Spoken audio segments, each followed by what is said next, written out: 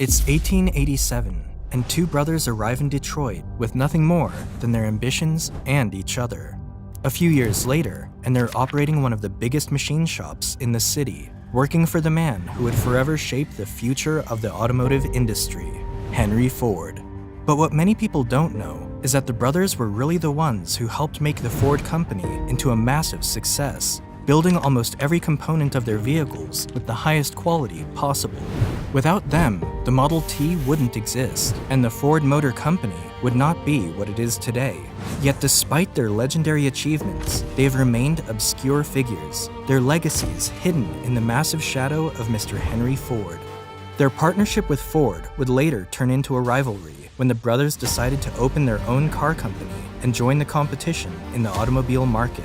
At one point, rising to become the second best-selling car company in the US, behind none other than their business partner turned rival. However, this is where the brothers' luck fell apart, leaving behind a legacy that few seem to recognize, despite leaving their names on millions of automobiles around the world. This is the tragic story of the Dodge brothers. This video is made possible thanks to the Daily Upside, my favorite business newsletter.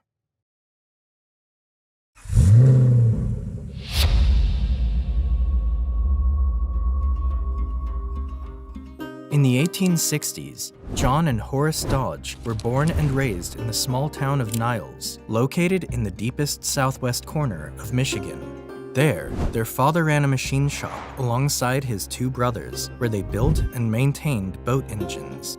Growing up in Niles, John and Horace were taught to be hard workers and never complain about their economic situation. According to them, their childhood wasn't easy. In those days, we were the poorest kids in town. When cold weather came, Horace and I were obliged to go barefooted and wear ragged clothes. We didn't grumble, but tried to make Mother think it was all right. This humble beginning seems to have brought the red-haired brothers together as partners, rather than set them apart as rivals. And despite the 4-year age difference between them, they shared the same strong initiative and work ethic from a very young age, and took on any jobs they could to support their family. However, in 1882, the Dodge family had to relocate, first from Niles to Battle Creek, and then again later to Port Huron, after the collapse of the family's business. As teenagers, John and Horace began working alongside their father at the Upton Manufacturing Company, which specialized in steam engines and threshing machines. It was here where the two brothers mastered the trade of a skilled machinist and gained invaluable experience working with iron and steel. These duties quickly turned into a passion for the young men, as they fell deeply in love with their trade.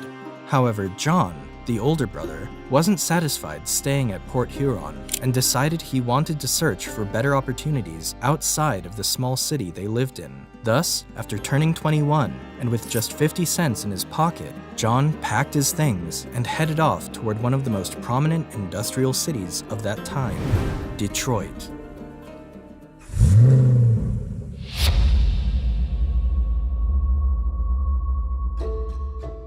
After arriving in Detroit in 1886, John Dodge began working at Murphy Iron Works, a manufacturing company that specialized in steam boilers for stationary and marine engines, earning $16.50 a week.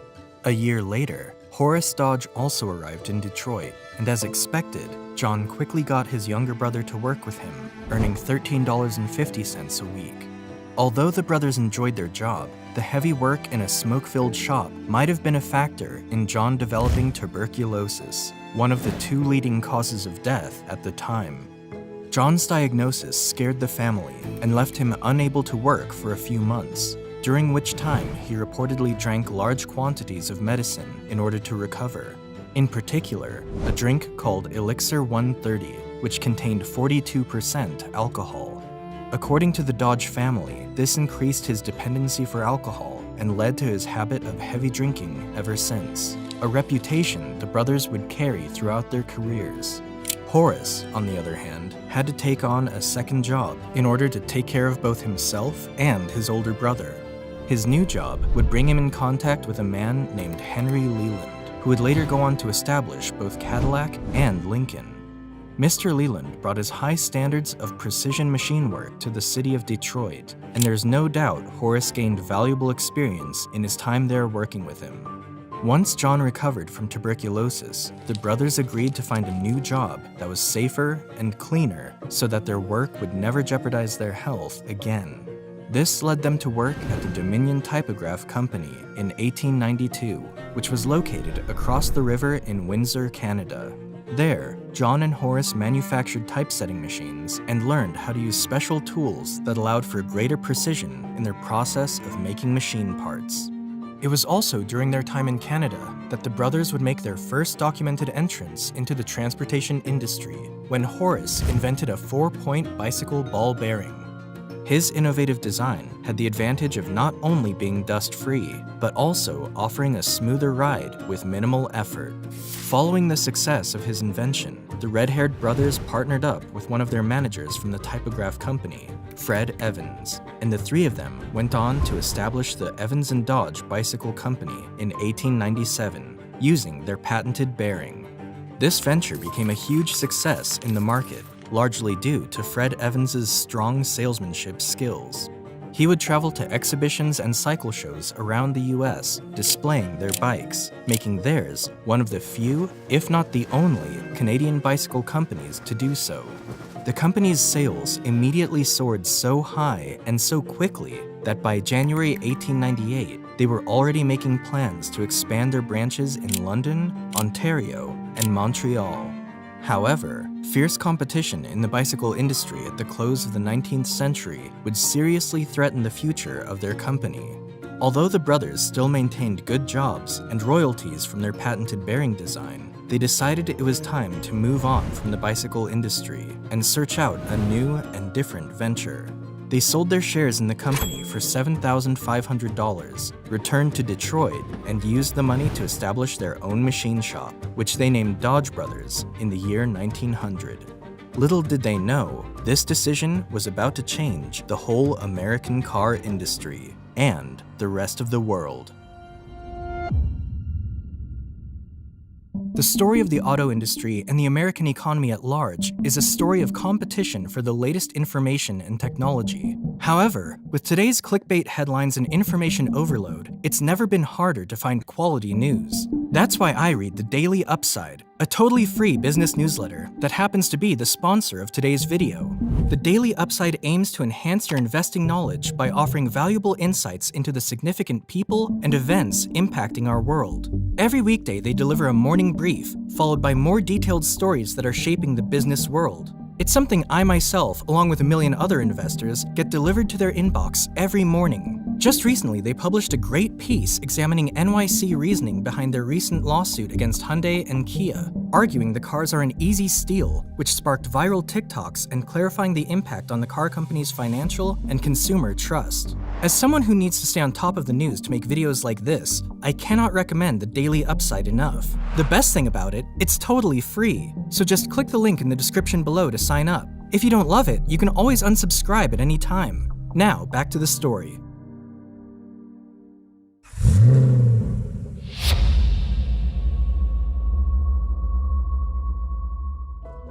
At the time they opened their machine shop, John was nearly 36 years old, while Horace was 32. The brothers brought in some of the most advanced equipment they could find, gathered a team of 12 people, and began building and repairing just about any type of machines people would bring into their shop, such as farm equipment, stoves, typesetting machines, and stationary engines. In less than 3 months, they quickly established their business as the best place where close and accurate machine work could be done, and customers came flocking to their shop from every corner of the state. A newspaper in Detroit even described their store as the most thoroughly equipped and up-to-date in the city.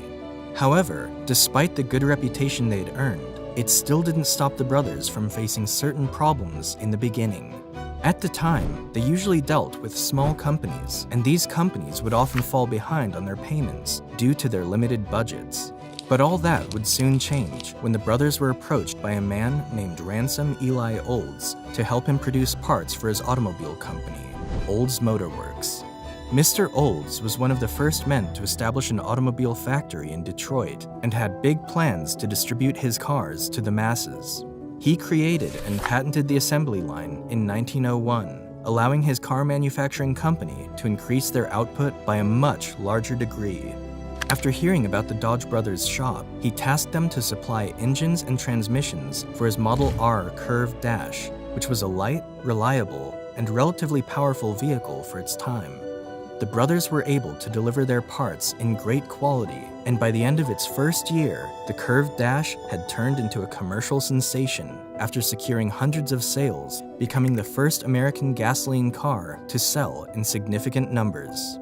By 1902, their car's production increased to 2,500 units, and this boost to their business was enough to help the Dodge brothers move their operations to a bigger space in the city.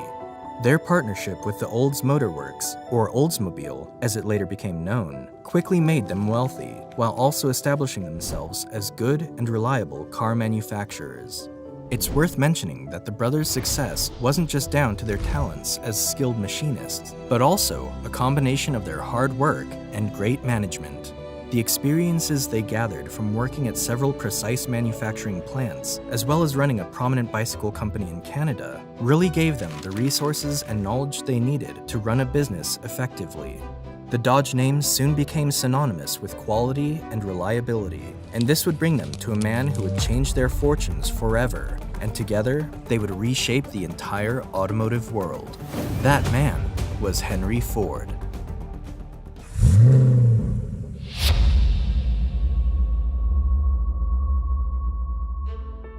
In 1902, 39-year-old Henry Ford was making his third attempt to launch an automobile company after failing in his first two ventures.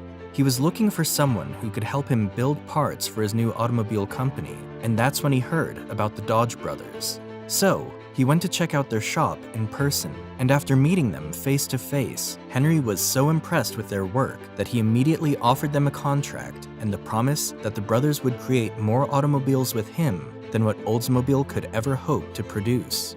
However, this was back in 1902, and Ford had yet to become the automotive genius we know today. Rather, he had a reputation for losing money, something the Dodge brothers already knew quite well enough about. Despite knowing the risks of working with Mr. Ford, the brothers turned down a renewal contract from Oldsmobile in 1903, which would have been the much safer choice, and gambled that their partnership with Ford would ultimately succeed.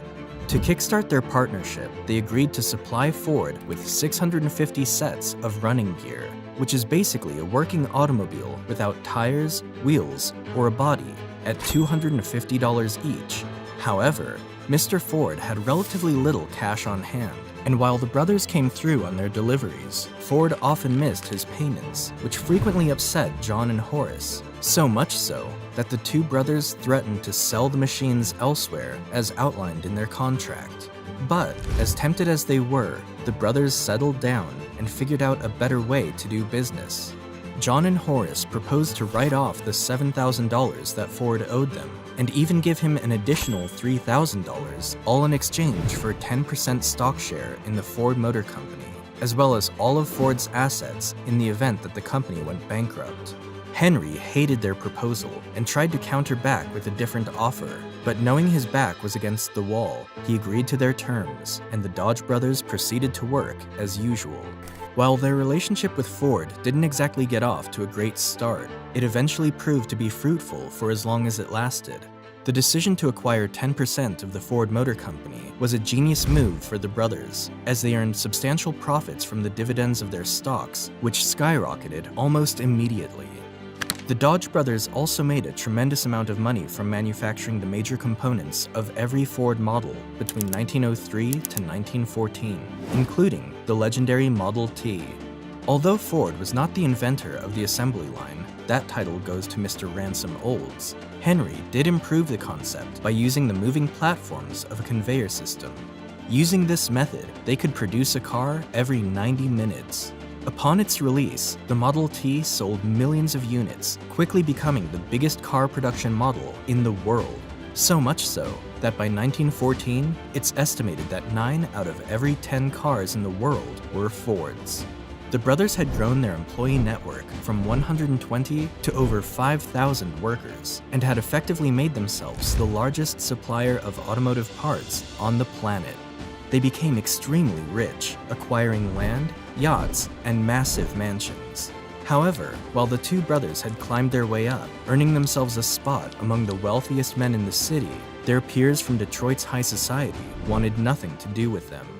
You see, John and Horace were known for hanging out with their employees after hours, hitting the bars, and getting drunk next to the same people who built their machines. They also had a reputation for getting into fights at local bars and restaurants. This made them unsuitable in the eyes of Detroit's elite class, and they were turned away from clubs and symphonies. Although the brothers didn't really care what people thought of them, they didn't like to be told where they could or could not go.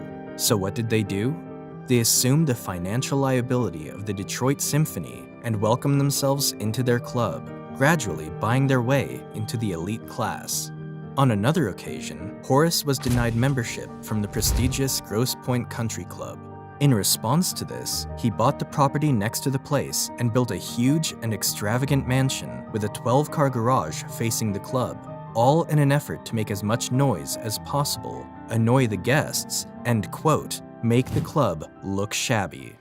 It seemed like the once poor kids from Niles were on top of the world, and as self-made millionaires in a rising industry, they could not have asked for more.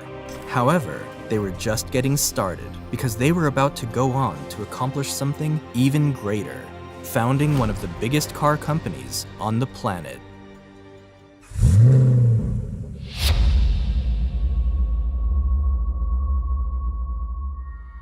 While the partnership between Henry Ford and the Dodge brothers made them all very successful, it was always clear that both parties would eventually part ways. Ford had been looking to rid himself of the brothers, while John and Horace had also grown weary of working for a man whose arrogance and stubbornness often irritated them. For years, the brothers had given Ford detailed suggestions on how to improve his cars, including the legendary Model T, but Ford refused to ever pay any attention to their advice. Instead, he told them to leave his design alone and stay focused on building parts for his company, which really annoyed the brothers. Although they were comfortably making millions with no major risks, the brothers knew their dependency on Ford would eventually come back to bite them later on. So, in 1913, John Dodge decided to resign from his role as vice president of the Ford Motor Company, saying, "I'm tired of being carried around in Henry Ford's vest pocket."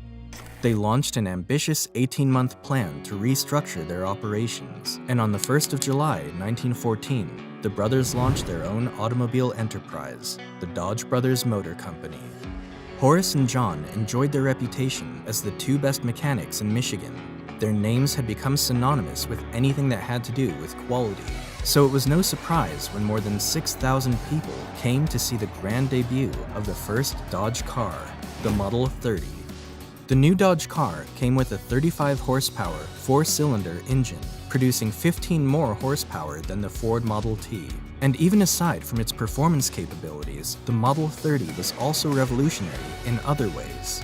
It was the first automobile with an all-metal body, and unlike Ford's Model T, Dodge's car had an electric starter, headlights, a 12-volt electrical system, and a speedometer. By 1915, more than 45,000 Dodge cars had been built and sold, making them America's third best-selling automaker in just their first full year of production.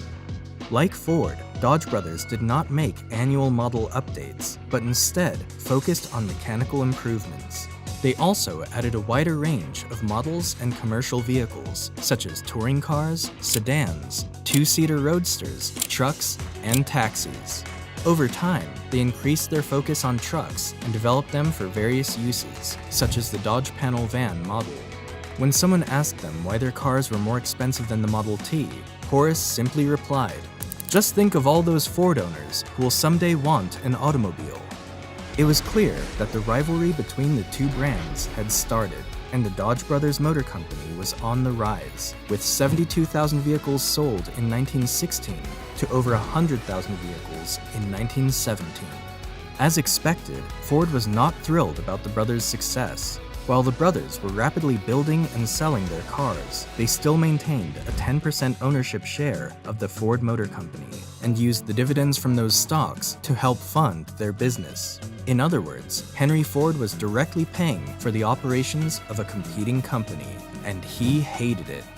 He decided to stop paying dividends to his shareholders and instead use that money to build a huge production factory, the River Rouge plant, while also doubling his workers' wages to $5 a day and drastically cut down prices for the Model T, all in an attempt to grow his company while hurting the profits of his investors, particularly the Dodge brothers. As a result, the Dodge brothers filed a lawsuit against Ford, and after 3 years of battling in court, they finally won the case. Henry Ford had to pay them over $2 million in back dividends, as well as resuming their quarterly payments. Frustrated with this arrangement, Ford decided in 1919 to buy out their entire shares of his company for a whopping sum of $25 million, giving John and Horace a huge fortune once again. Between this stock buyout and the dividends they'd received over the years, they ended up with a mind-boggling $32 million return on their initial investment of just $10,000. At the same time, John and Horace were still enjoying successes from their automobile company. Customers were so satisfied with their cars that Dodge brothers didn't have to put much thought into their marketing and used simple slogans such as "It speaks for itself" or "Dependability," a word that was literally invented by them. Their vehicles had earned such a good reputation that in 1916, a US Army lieutenant used 3 Dodge vehicles to chase down a group of bandit leaders during a US expedition to Mexico against Pancho Villa, effectively making Dodge the first military vehicles ever used by the US Army. This would later play a role in their new line of business, as they earned a contract to supply military vehicles to the US Army during the First World War, as well as chassis for trucks and ambulances. Even France contacted the brothers to help build recoil mechanisms for their 155mm artillery pieces. These military sales made up for the loss of foreign sales during the First World War, and most importantly, helped Dodge's automobiles earn a reputation for toughness, a reputation that the brand still promotes today. By 1920, the brothers had turned their business into the second best-selling car company in the US, only behind Ford, delivering over 145,000 vehicles that year. However, just when it seemed that greater things were just around the corner, tragedy struck.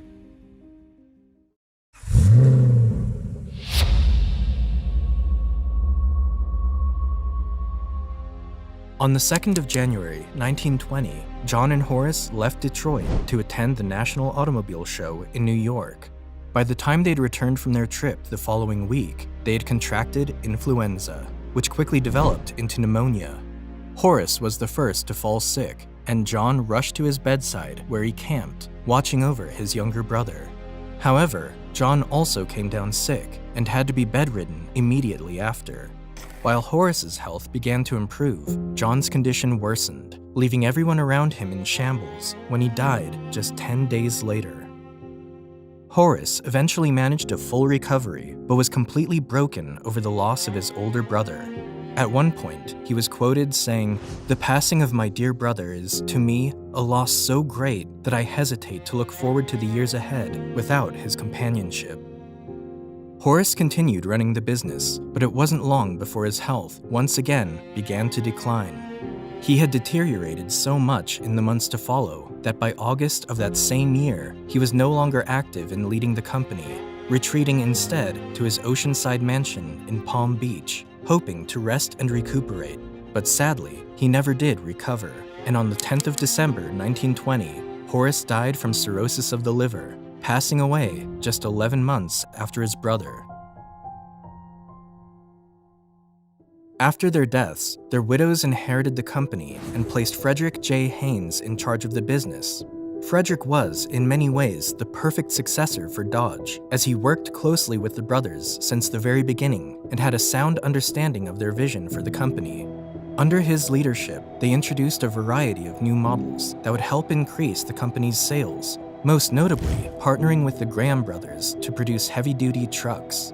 Unfortunately, Mr. Haynes' time as president was short-lived, as in 1925, the widows sold the company to an investment bank for $146 million in cash, and as a result, Haynes was replaced immediately after the bank took ownership.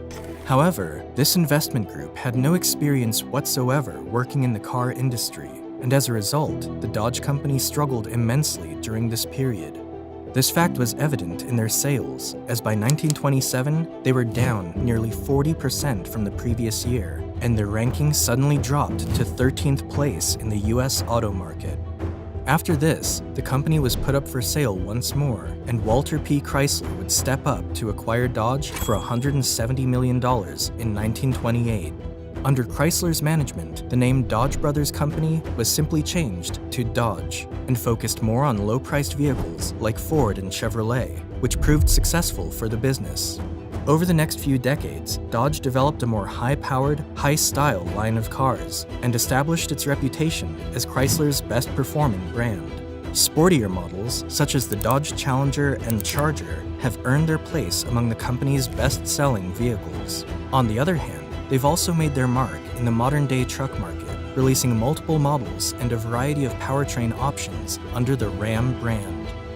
This has been the story of Dodge and its founders, two brothers from Niles, Michigan, who helped establish the foundation of the American car industry and tragically died young at the peak of their careers.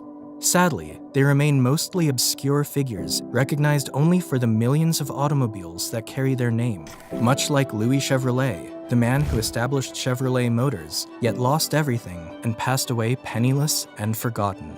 If you want to know more about him, just click here and I'll see you over there. Until then, I'll catch you in the next one.